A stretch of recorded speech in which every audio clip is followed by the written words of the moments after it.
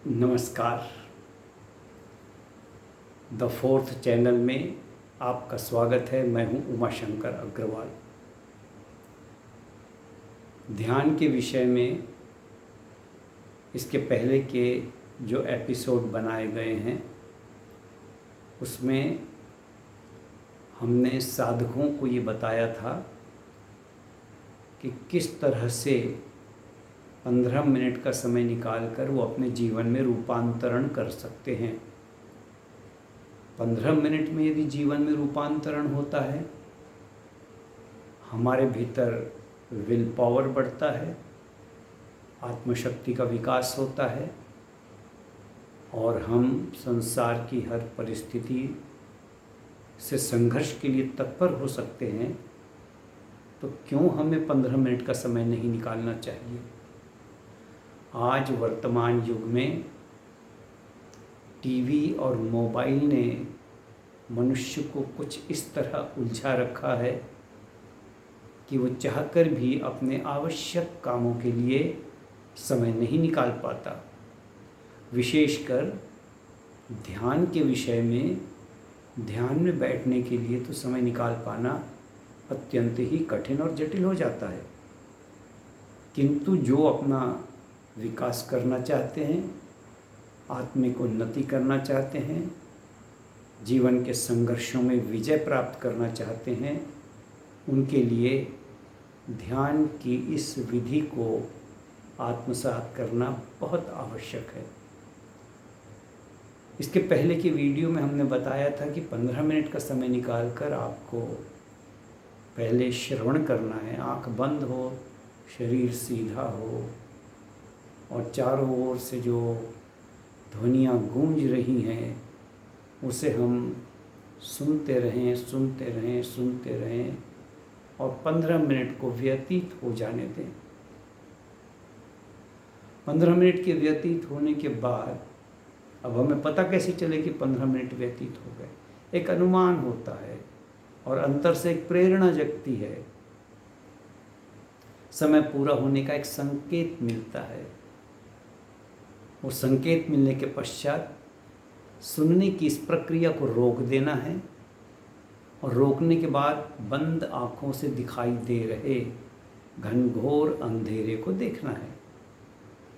इसमें एक आश्चर्यजनक बात तो यह होती है कि घनघोर अंधेरे में कोई लक्ष्य तो होता नहीं जहाँ ध्यान दिया जा सके, किंतु शास्त्र बताते हैं कि इस घनघोर अंधेरे में आप धनुष उठाइए, बाण लगाइए और एक लक्ष्य पर संधान कीजिए।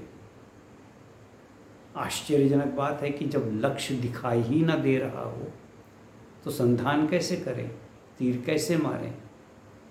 यही ध्यान की विशेषता है कि जब घनघोर अंधेरा हो, लक्ष्य सामने न हो और उस पर आप शर संधान करें, धनुष चलाएं और वो निशाने पर जाकर लगे।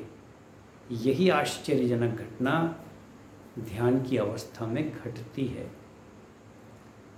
तो दूसरे चरण में हमने कहा कि भाई आप दर्शन करते रहें, सोचें नहीं, कुछ विचार न करें, बस देखते रहें। और आज तीसरे चरण में हम आपको यह बताएंगे कि 15 मिनट के बाद जब दर्शन ध्यान में उतरते हैं तब कितनी देर आपको इसका अवलंबन करना है। यह बिल्कुल आवश्यक नहीं है। हो सकता है 10 मिनट के बाद आपको लगे कि आंखें खोल लीजिए। हो सकता है कि 15 मिनट बाद लगे, आधे घंटे बाद लगे, तब खोलें। जब इच्छा हो तब खोलें। आप निरंतर यह प्रक्रिया यदि करते रहेंगे तो आपके जीवन में बहुत ही आश्चर्यजनक घटना घटेगी। आपको अनुभव होगा कि आप अलग हैं और आपका शरीर आप नहीं है। जैसे आप अपने हाथ के लिए कहते हैं कि यह मेरा हाथ है, यह मेरे पैर हैं, यह मेरा मुख है, ये मेरा सिर है। उसी तरह इस शरीर के विषय में आपको ज्ञान होगा कि ये शरीर मेरा है, किंतु मैं शरीर नहीं हूँ, तब हमारे अनेक मार्गदर्शक हमें कहते हैं कि शरीर की चिंता मत करो, और शरीर के भीतर जो चेतना है वो चेतना की चिंता करो। लेकिन नहीं, आपका शरीर ध्यान साधना करने का सबसे सशक्त माध्यम है। ये बहुत कीमती धरोहर है आपकी। और ध्यान के तीसरे चरण में आपको अनुभूति होगी। अनुभूति किस बात की होगी? आपको अनुभूति होगी कि ये शरीर यद्यपि मैं नहीं हूँ, किंतु ये शरीर एक मंदिर है और मैं ओम हूँ। ओम अर्थात वह दिव्य चेतना जो शरीर के भीतर शरीर का संचालन करती है, बिना जिसके संचालन नहीं हो सकता। यह दिव्य बोध आपके भीतर जगेगा, और जब यह बोध जगेगा तब आपके भीतर एक और शक्ति का प्रादुर्भाव होगा, और वह शक्ति होगी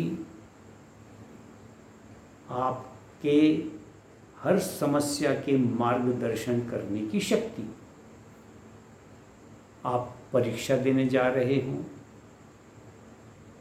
आप अदालत में किसी केस के संदर्भ में जा रहे हों, वकील से मिलने जा रहे हों, या किसी भी कार्य के लिए आप जा रहे हों, तो 2 मिनट का ध्यान आप कीजिए और प्रश्न कीजिए स्वयं से कि जहाँ मैं जा रहा हूँ वहाँ अभी जाना उचित है कि नहीं है।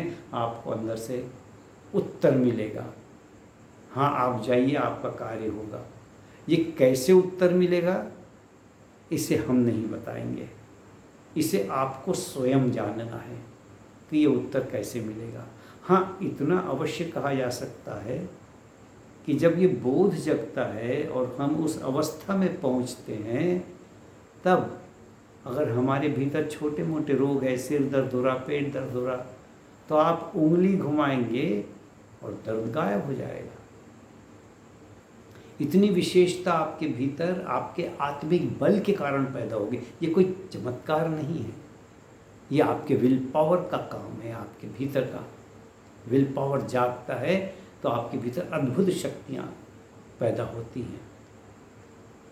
इसके साथ ही जो नकारात्मक विचार हैं, जो विसंगतिपूर्ण विचार हैं, उन विचारों का भी तिरोहण हो जाएगा, छूट जाएंगे।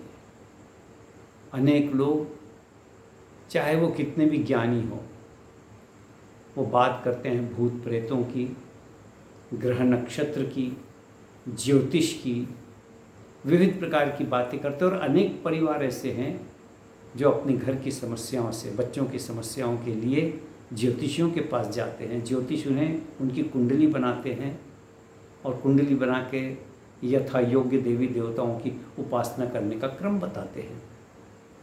वो कितना गलत है, कितना सत्य है, इस विषय में हम नहीं जाएंगे। लेकिन ध्यान साधना के पथिक को इन साधनों की आवश्यकता नहीं रहती, इतना तय है।